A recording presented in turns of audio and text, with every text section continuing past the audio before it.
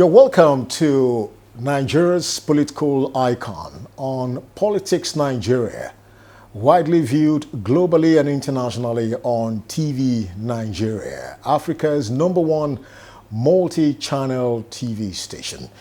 And so today we're going to be taking a look at a political gladiator of repute, a man who has sacrificed so much for this great country, Nigeria. When it has to do with political leadership, he has exhibited unflinching tenacity to ensure that Nigeria's political history is properly and well established, all for the common good of this country. This is one man that has taken a clear, honest position about our great country, Nigeria. So once again, welcome one of Nigeria's political icon on Politics Nigeria, Chief OLABODE George. You're welcome, sir, to Politics Nigeria. My pleasure always. And it's nice to see you again. Thank you because very much, I remember very well, very vividly, when we started the journey. The early morning shows and discussions. Yeah. And it's nice to see you. And Thank God for your life. Yes, sir. You're looking very healthy and strong. Yeah. You know, generals don't retire. We only fade away. All right. Thank you very much, sir. We deliberately and clearly chose you as one of our political icons, considering the major contributions of your highly esteemed personality to the growth of political leadership in Nigeria. And so let's start this way, sir. Kindly give us a brief but precise historical background about your sojourn into Nigeria's politics. Thank you. Let me give a little background, my family background. You know, the first Nigerian politician in this country, the first Nigerian who was bold enough to establish a political party was my great-granduncle, the late Papa Herbert Macaulay. In 1922, a few years after the amalgamation, he was so stupefied, he was so angry that, look, he had been to England, he was privileged, he had the best of education, and he said, look, we can manage ourselves as Nigerians. We have the human resource, the first lawyer, the first doctor, the first architect, the first accountant, the first have come from here, you know, and why not? He devoted the rest of his life fighting the British, that we can manage ourselves. Papa Herbert Macaulay's mother was Miss Ajayi Crowder. So through that route, you know, we are connected. So from the time I was pretty young at home, you know, those days of elections, my father would give me the little paper, be marking, NCNC, Bakodaya, Action Group, this, that, and all those things, you know, so one was quite involved. And then I went to school and debating, literary and debating society. I was quite active in my secondary school. Then I went into the military, and of course in the military, you had to be seen and not heard, face your duty. But before I went to the military, at the university, I read engineering. I got very involved with student politics. And I was quite active in those days from the University of Lagos. I think most students thought I was a law student. I was very active. In fact, I became the national chairman of the United Nations Students Association. So it's not today. But when I finished in the military, my exposure as a military governor of Ondo State gave me a further impetus into learning what was public trust. How are you to manage the resources of the land for the betterment of the people? All that I didn't know would come to affect and play a positive part in my life. So I ran the best I could. You know, at that time you didn't have the legislative arm. It was military, and then the government and the judiciary, and of course, how do you now manage the people? We have to conceptualize a methodology of reaching the people. Don't isolate yourself. You're not in your military barracks where every Mondays I met with the permanent secretaries who are the accounting officers. You know, we had made a budget, how much money comes into, had been designed to come in, how much actually came in, and if you met your target, congratulations. If you didn't meet the target, why didn't you meet the target? What are we going to do to make sure next week you will meet the target? And every Tuesdays, every one or two or three ministries will brief me on the performance in their various ministries. What are the problems they were encountering? And so we kept in touch. I just didn't sit down there as a soldier thinking like I was back in the military barracks. So, and every Wednesday was the State Executive Council. Then you will meet with your commissioners. You compare the information from the PAMSEC. You compare that with the information coming from the ministries. And then on Wednesdays, we'll meet as the Federal Executive Council. And every Thursday, we headed out to one local government or the other to meet the people with their obas.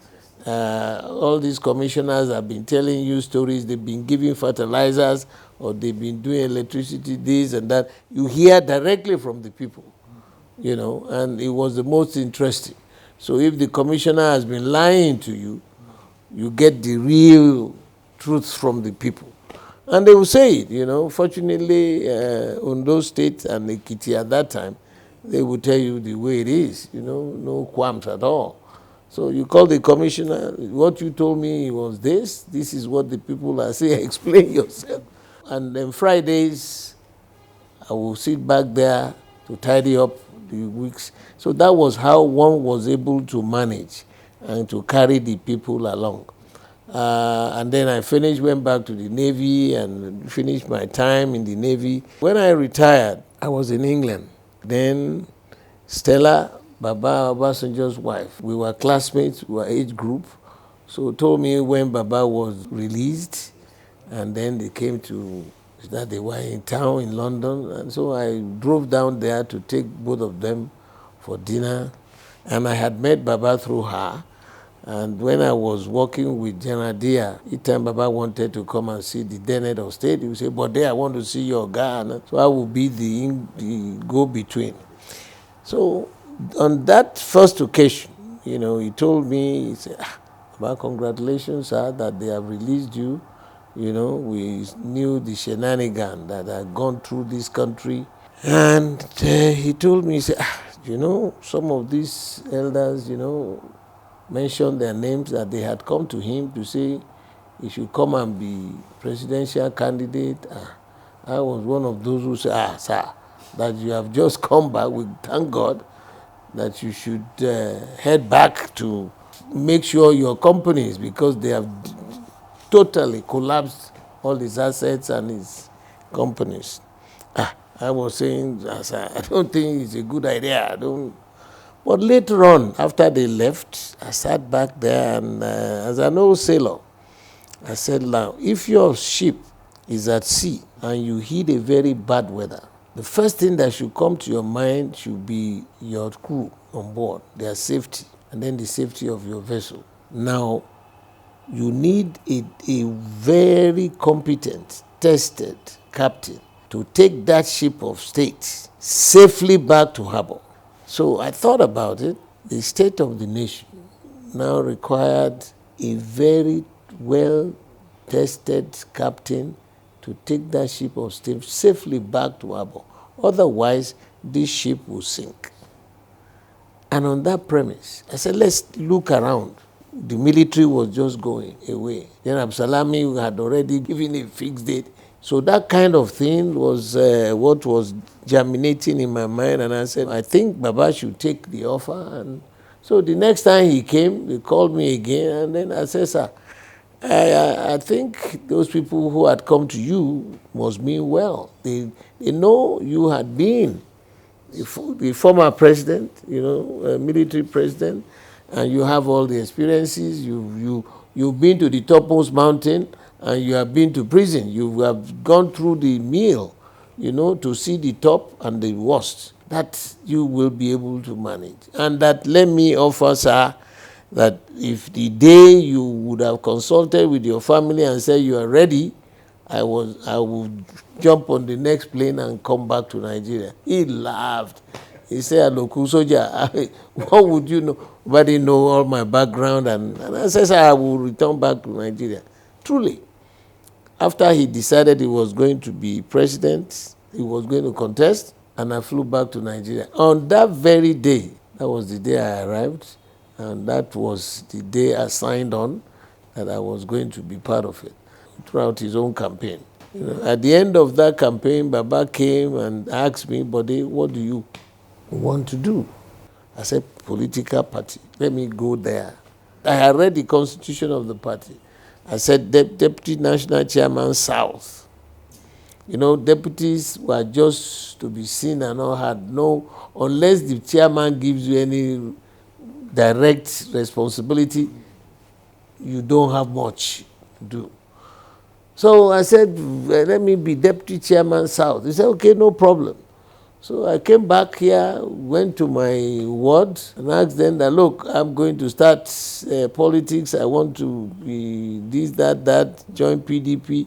And my young boys in my area in Lagos Island, the Ward E2, they all trooped in there, and we held the meeting. "Are you going to support me?" Say, "Yeah, Baba, we will support you." So we carried all ourselves with the banner and all the dancing tools, headed to Abuja for the convention. Only for Baba to tell me that, "But they go and see the vice president."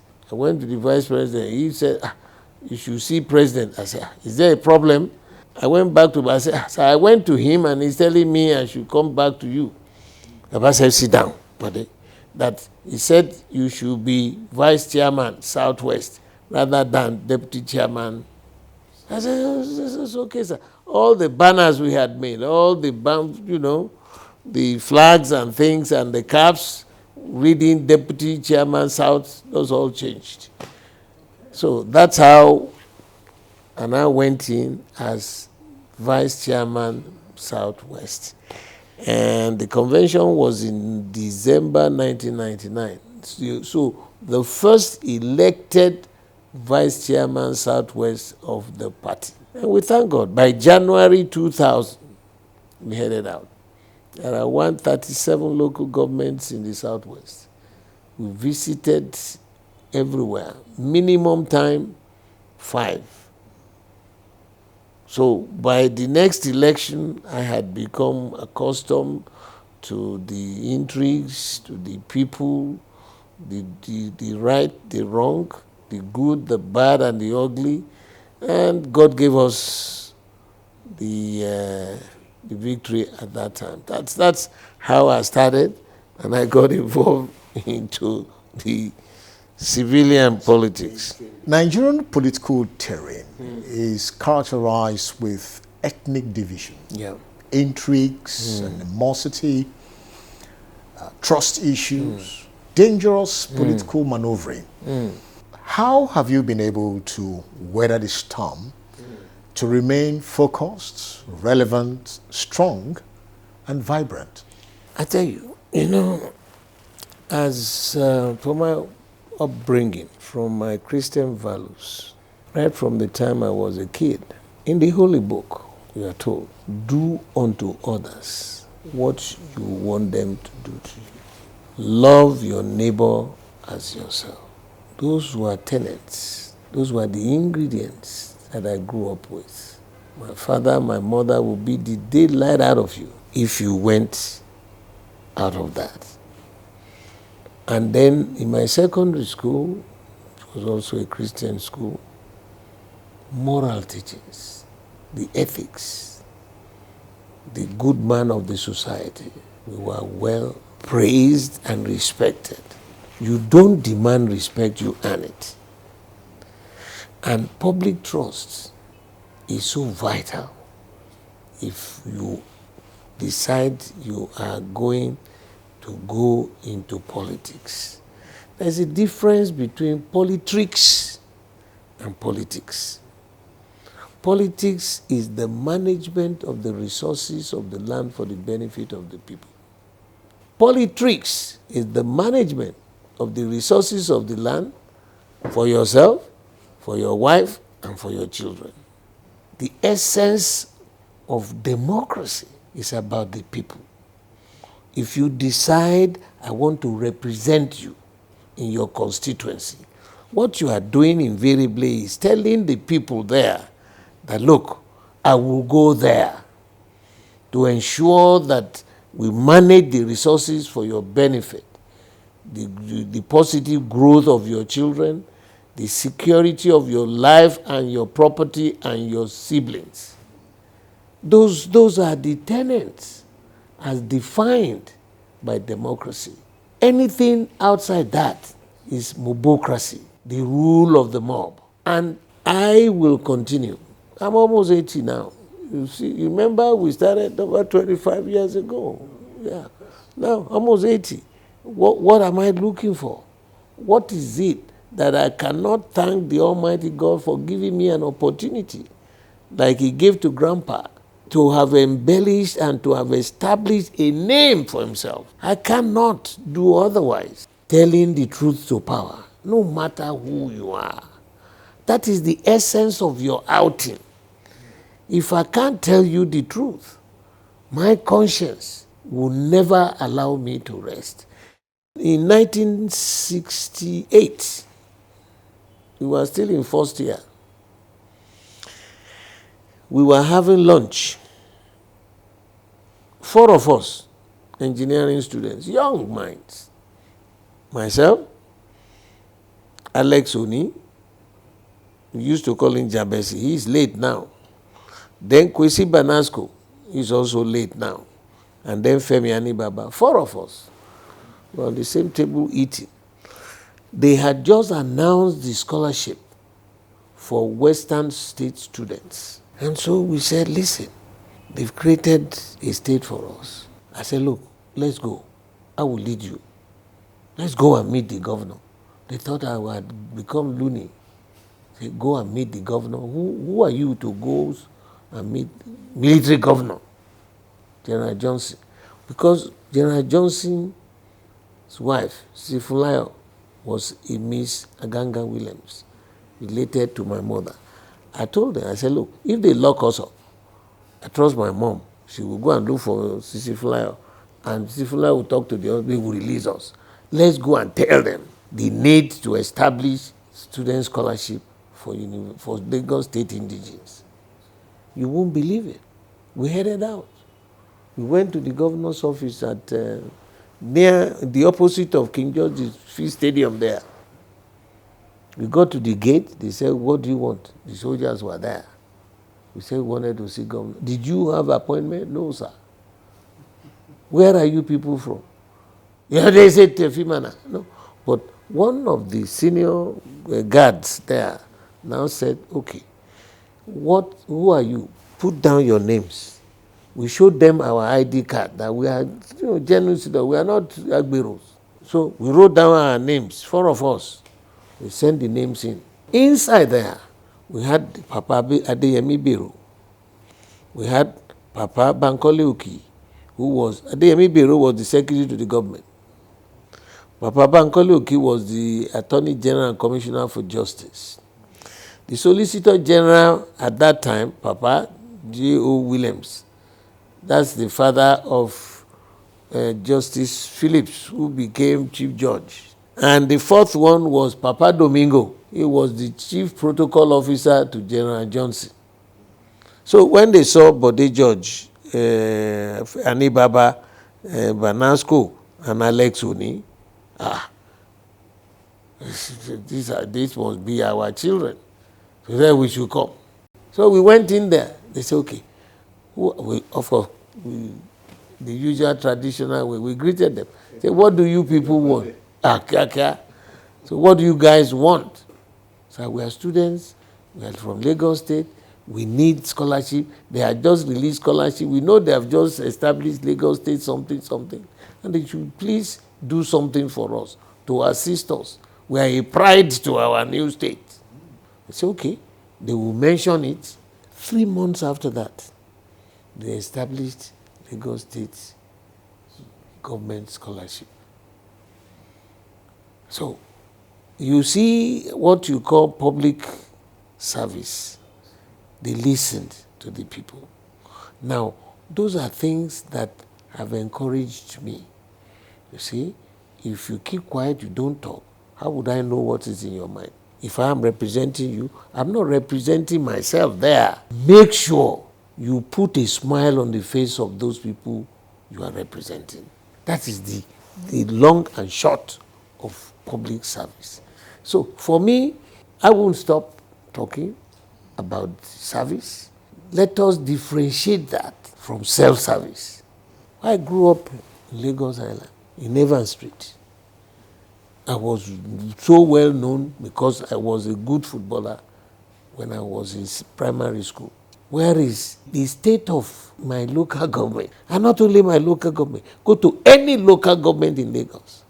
You see a pool of these children, the younger generation, state of helplessness, hopelessness. They are all rushing to Biagbero to go and be collecting money in CMS or running after cars, running after people, or doing yahoo yahoo. What's the future of this nation? Who knew we could be whatever if we didn't have education? And okay, even the ones that their parents have been forced to send them to school, they are back home. Where is that job to give them a better life? Why can't we, if it's not everybody that can go to university, let them start what they call a skill acquisition program. Carpentry, masonry, electrician, baking, and hairdressing salon. Set up some kind of fund in each local government. At the end of your graduation, they will give you an interest-free loan so that you can have tools. Let me teach you how to fish rather than be feeding you. This is a sine qua non for civilized development. Where is that giant of Africa today? Look at Rwanda. We send soldiers to bring about peace in Rwanda. Look at South Africa. Sierra Leone and Freetown is there. Sierra Leone is settling down. Liberia is settling down. Where are we in the committee of? They don't even invite us anymore to the G20. Where is the giant of Africa? It's a challenge. And then you talk about the tribal madness in this country. What has that got to do with the price of milk? Who decided when he was being born that I want to come as a Yoruba man, or come as an Igbo man, or come as a Hausa Fulani, or an Ijaw man? Who? Nobody. So do unto others what you want them to do to you. What does it matter? Take my state. The major culture in Lagos is the acceptance of any culture, any tribe. That's why Lagos is wealthy. It's a trading center, the largest commercial center in Nigeria and in the whole of West Africa. Why? When the Portuguese came, we were called Eko, not Lagos.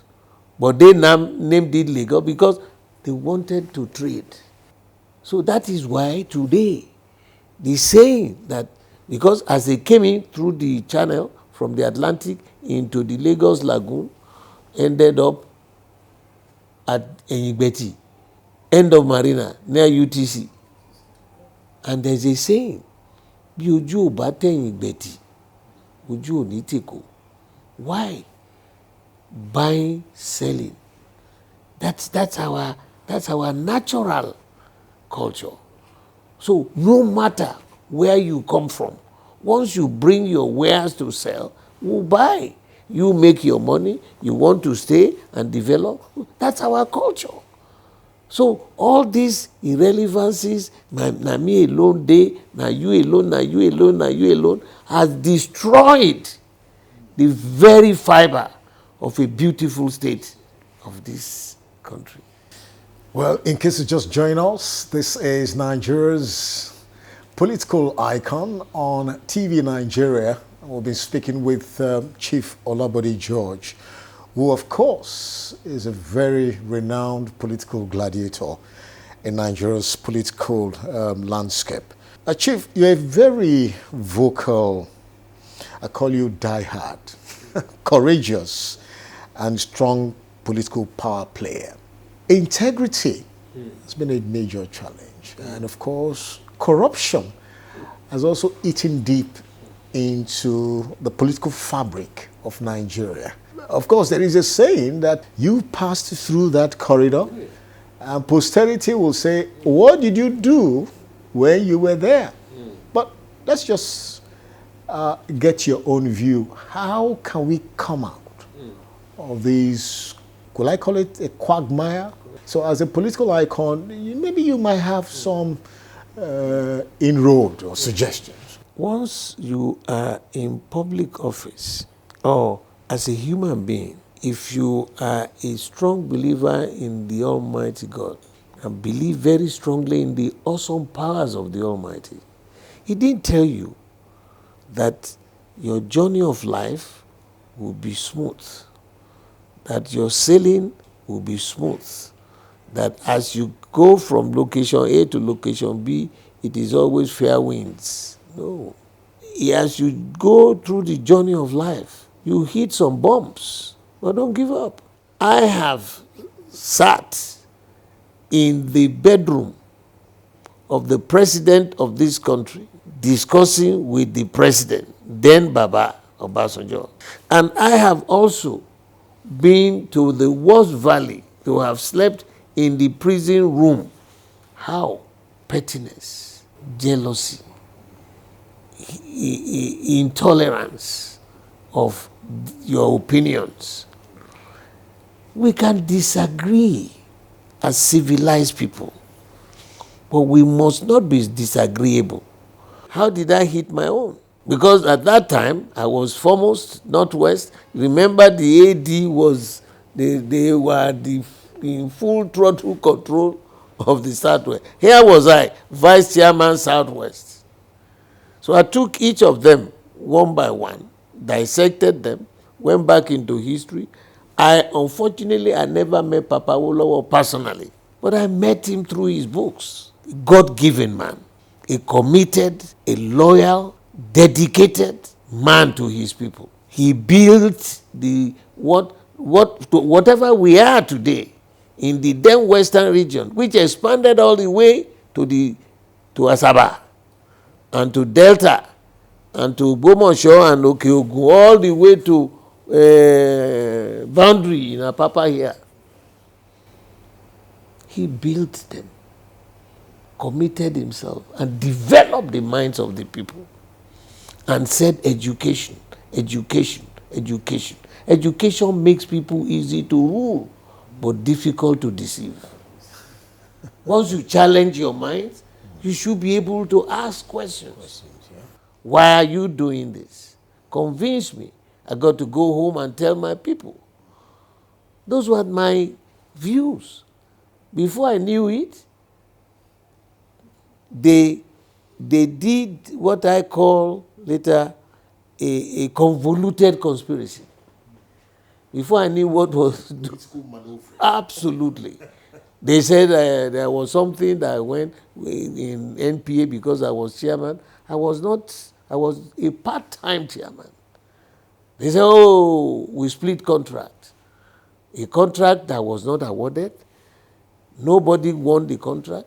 The man who presented the memo to us at the council, at the board meeting, the engineering director was not arrested. The executive director of finance was not arrested.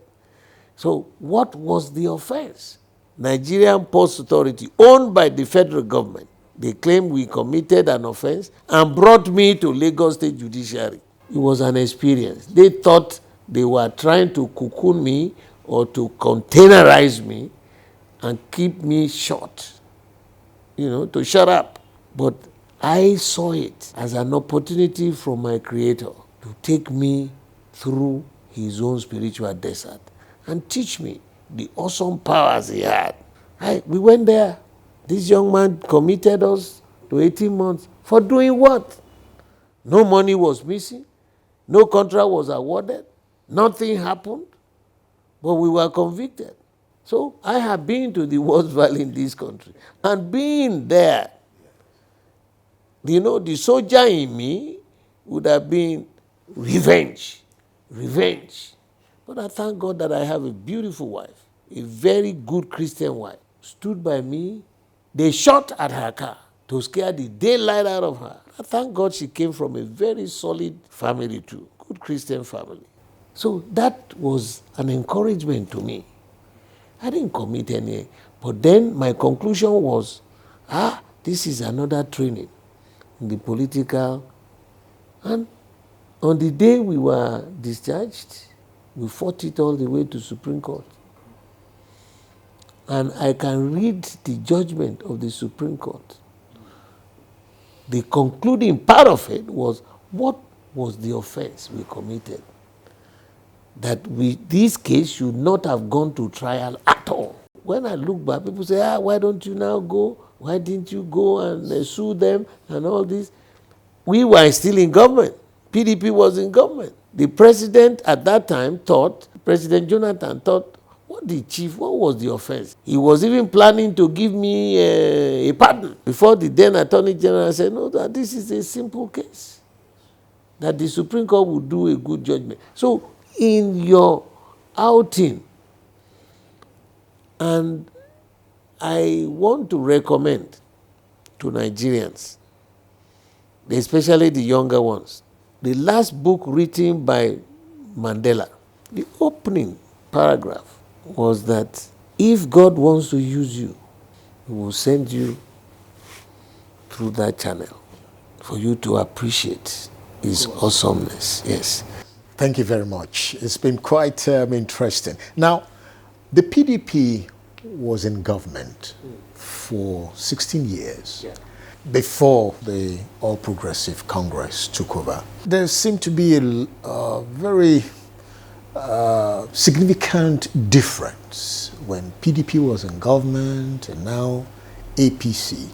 To a large extent, Nigerians became so traumatized with the ruling party. What were those significant strategies or efforts by PDP that is missing because the cost of petrol, economy was moving, but Nigerians feel it was a different world apart when the ruling party came on board.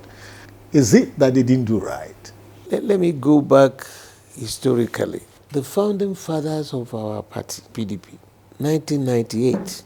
First of all, look at the First Republic, the Tafawa Balewa government. Yes, it was tailored along with the British system of parliamentary system.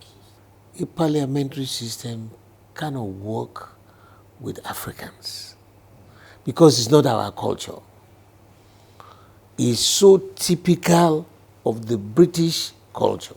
The British culture, when somebody stands up in the public, looks at you pointedly and say, Mr. Prime Minister, I am not calling you a liar, but definitely you are not very familiar with the truth.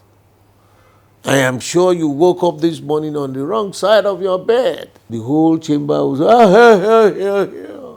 That's the way the British man had developed over years. In an African setting, if I get up in the public and say, I am not calling you a liar, but you are not familiar with the truth. No matter the tribe, here I will say, Abim Gombaeja. He would immediately, that is insulting me, because that's not our culture.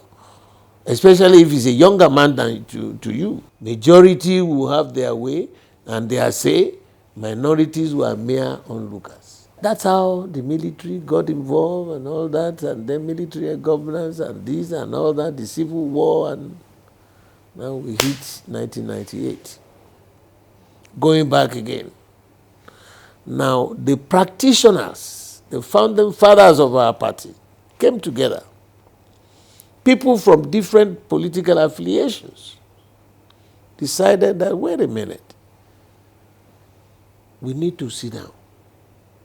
Can you imagine Baba Bola Ige to sit in the same political room with Papa Alex Ekweme? Alex Ekweme to sit with Jim Obodo, or to sit with Alhaji Shiroma, or Bamanga Tuko, or Papa Solomon La, or Awoniyi, or Rimi. They had established their structures on tribal lines. You are minority, you are to be seen and not heard. I have traveled the length and breadth of this beautiful country, from Sokoto to Calabar, from Lagos to Borno to Maiduguri, and from Jigawa to Delta. There is no part of this nation that God has not endowed with one resource or the other, both human and material. So what do we do to manage? They then came up with a strategy. They divided Nigeria into 6 geopolitical zones. If you look at northwest, northeast, north central, southeast, southwest, south, they are not in our constitution. Nobody talks about zones in our constitution. Talk about states. Then what do we do with it? They then came up with the 6 top positions in the land: the president, the vice president, senate president, speaker, secretary to government, and national chairman of the party. That was the concept brought about by these founding fathers of our party. Brilliant. And that every zone, remember what I said was the mitigating factor for lackluster attitude of the First Republic.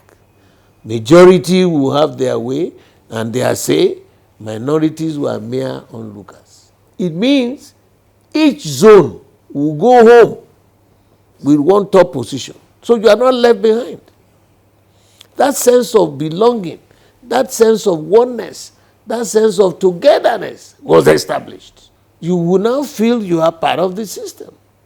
So after 8 years, all the 3 up north will come to the south. All the ones, the 3 in the south, will go. So I named it Turn by Turn Nigeria Limited. If the president is from the north, the vice president will be from the south. The senate will be from the north. The speaker will be from the south. Secretary to government will be from the north. And the chairman will be from the south. So if you look at the even numbers, will be in the same way. Number 1, number 3, number 5. Then number 2, number 4, and number 6. Even numbers, odd numbers. So odd and even cannot be in the same zone. This idea came from Switzerland. In Switzerland, they have 3 major tribes: the French, the Italians, and the Germans. The Germans located in Zurich, the Italians located in Lugano, and the French located in Geneva. They rotate the leadership of their country. That is one nation that had never been involved in any world war. That is the essence of what the founding fathers of our party created. Why did we fall straight to the deck?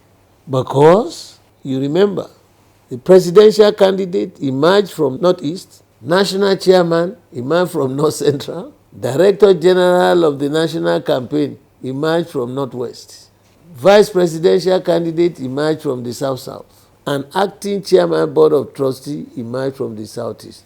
Where is Southwest?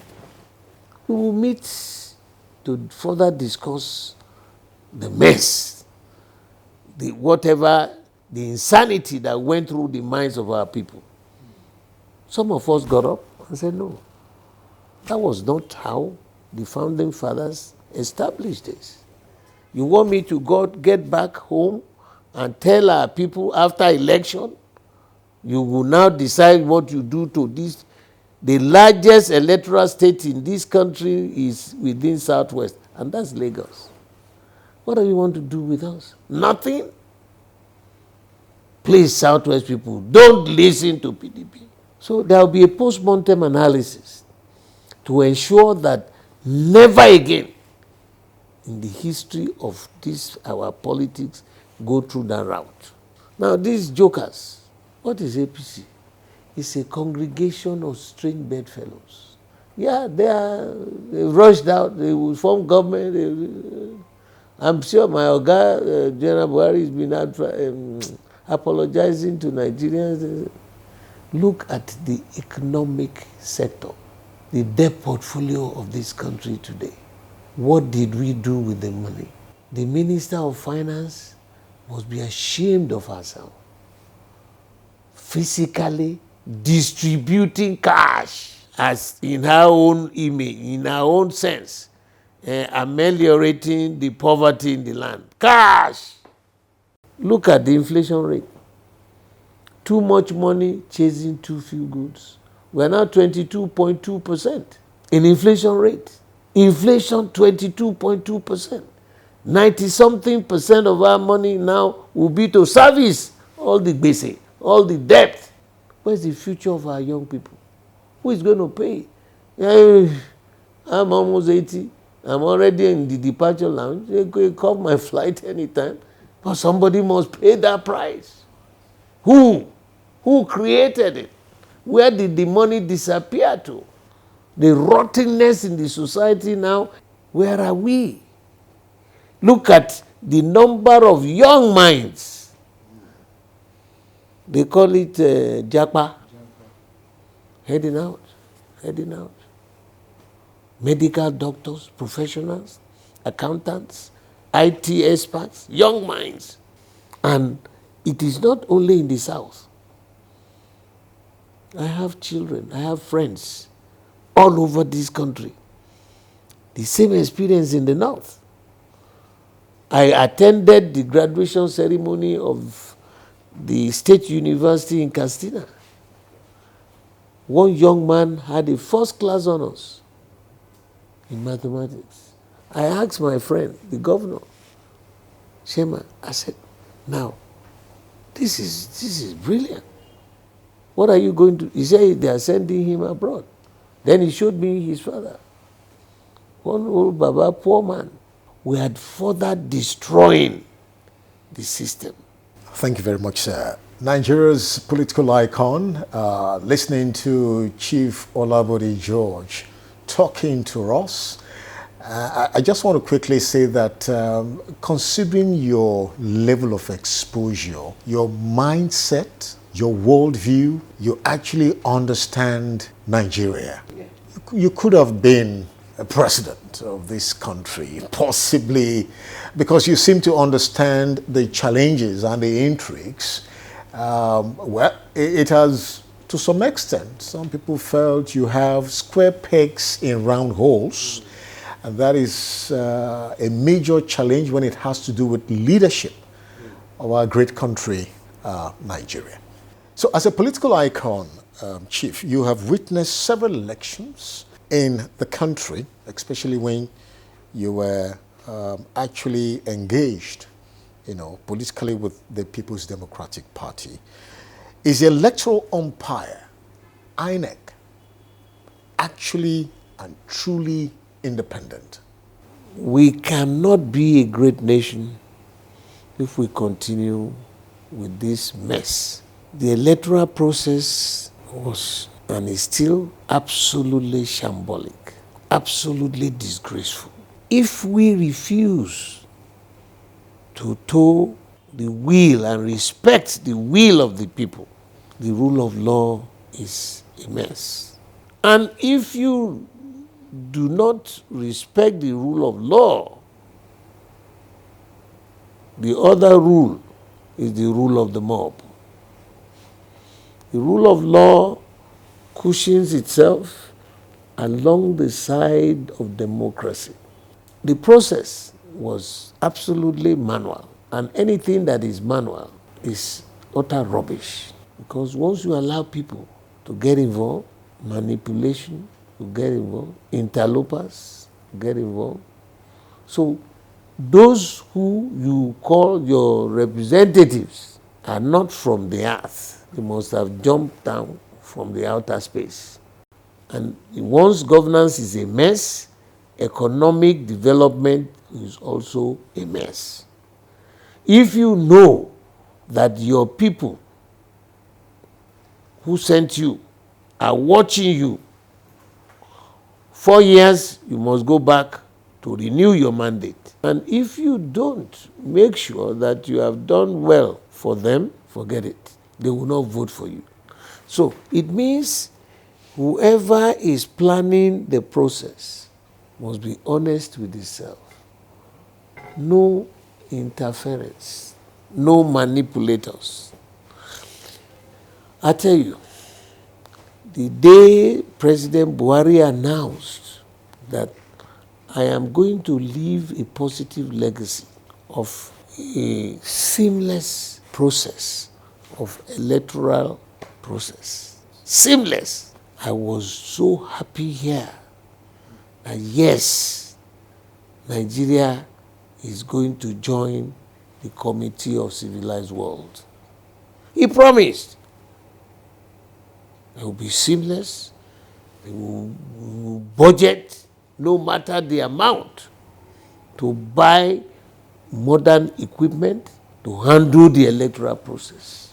He allocated the money, they bought the equipment, Yakubu came up, confirmed that they have bought it, tested in Anambra, seamless, tested the same system in Ekiti, in Osun. Now, the national election, he made a broadcast 2 days or 3 days before the election that they have done a test run, seamless. I am trained as a weapons systems engineer in the Navy. So computer systems, electronic systems, these are my own special area of training. Now, like Yakubu told us, that there was a glitch on the D-Day and the H hour. Like we used to say, the D-Day means on that very day, the H hour, that very moment, that there was a glitch and the computer failed. We bought a system that is not robust, designed to be robust, that if one channel blocks, other channels will pick it up and the system will continue to work. They made us look like a bunch of idiots. So you reversed back and reverted back to the madness of the past, while you are now manipulating results, manually calculating, and that's the result. He was announcing, he was in a rush, rushing out. In fact, he gave the certificate to Bola Tinubu that same night. And you want us to say all is well. What will history talk about him and his colleagues? He has a lot of answers to give to Nigerians. I want to thank you very much, sir. Chief OLABODE George is one of Nigeria's political icons. Can you tell us your journey into Nigerian politics so far?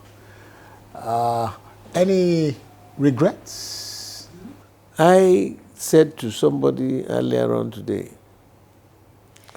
I said I started from home base, from Papa, about my colleague. Now I am still trying to mentor some others so that the work he started, the first Nigerian politician, the first Nigerian to set up a political party, we are just, making sure that those issues that were so germane in his mind are not buried instantly. For me, I had run my race. I spent 25 years in the military, became a general. I have spent this year the 25 years in politics, 50 years in the service of this nation. I want to thank you, sir. So, any hope? Hope for Nigeria? I hope the justices, because we have reduced the decision, the will of the people to just 5 or 7 of them at the Supreme Court, final judgment. 20-something million, how many millions voted. Thank you very much, sir. So, on a final note, what's your word of encouragement, level of assurance, expectations from political gladiators, stakeholders, and of course the youths? My final comments: tell the truth to power. Don't be afraid. If you keep quiet, on that day of judgment, God will ask you, what were you doing when Rome was burning? Sir, I said this, I did that, I did that. Well done. Go to this side. That if you refuse, don't complain. Say your mind. You don't have to be treacherous. You don't have to be abusive. Because the Almighty God told us that if you go through that tunnel of tribulation and you still trust Him, you will come out on the highway of triumph. Thank you very much, sir. A Nigerian political icon with so much focus, courage, power, tenacity, and strength. And of course, it could look tired, but not tired. Still very much in the radar. Of course, observing the way things are. And of course, like he said, speaking truth to power. Chief OLABODE George, thank you, sir, for coming on TV Nigeria. With that said, on Nigeria's political icon on TV Nigeria,